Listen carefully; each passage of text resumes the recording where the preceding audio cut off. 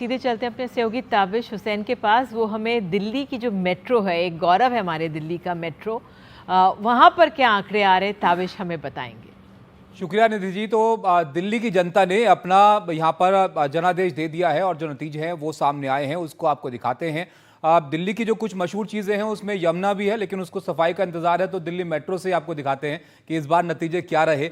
ये आंकड़े हैं जो आज नतीजों के बाद सामने आए हैं, जिसमें आम आदमी पार्टी 22 सीटों पर खड़ी हुई नजर आती है। इसके बाद अगर आप देखेंगे तो बीजेपी का नंबर, बीजेपी 48 सीटें जीतने में कामयाब रही है इस बार दिल्ली के चुनाव में। और जो तीसरी पार्टी जो माना जा रहा था इस बार शायद कोई असर डालेगी, कांग्रेस, वो हैट्रिक लगा दी उन्हें शून्य की, इस बार भी जीरो पर ही नजर आए हैं। अब आपको ऊपर लिए चलते हैं वोट बाजार में और दिखाते हैं कि पिछली बार के चुनाव से इस बार के चुनाव में किसको कितना फायदा और नुकसान हुआ है।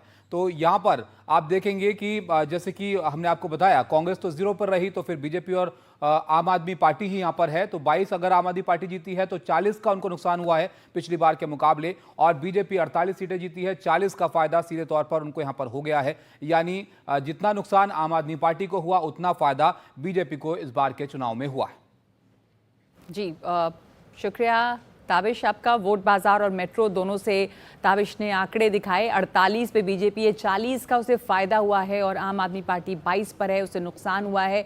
और ये इंटरेस्टिंग है कि आम आदमी पार्टी जो है वो ओखला से जीती है, आम आदमी पार्टी जो है वो बल्ली मारान से जीती है, जहां कांग्रेस के बड़े उम्मीदवार उनको टक्कर दे रहे थे। हारून यूसुफ पुराने नेता रहे हैं, और वहाँ पर भी जब ज़मीन पर काफ़ी लोग ये बात कर रहे थे कि आपके विधायक के खिलाफ नाराज़गी है, लेकिन इन जगहों पर काफ़ी ज़्यादा वोट फिर भी पड़े हैं आम आदमी पार्टी को। तो जो सामाजिक समीकरण की हम बात कर रहे थे वो ज़रूर एक तरह से इनफेक्ट है, उसका इसमें एक रोल ज़रूर रहा है। तो आप देखिए ये ग्राफिक के ज़रिए कि आम आदमी पार्टी और बीजेपी जो है उसके वोट शेयर कैसे रहे हैं इन चुनावों में।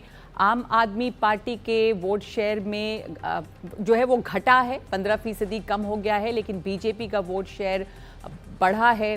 बीजेपी को 48% वोट आए हैं, आम आदमी पार्टी को भी वोट तो 44% आए हैं, और कांग्रेस के वोट शेयर में भी कुछ बढ़ोतरी हुई है। 6% वोट शेयर है, लेकिन 4 से शायद 6 कांग्रेस हो गई है, लेकिन सीट पे कन्वर्ट नहीं कर पाए हैं वो इस बार भी।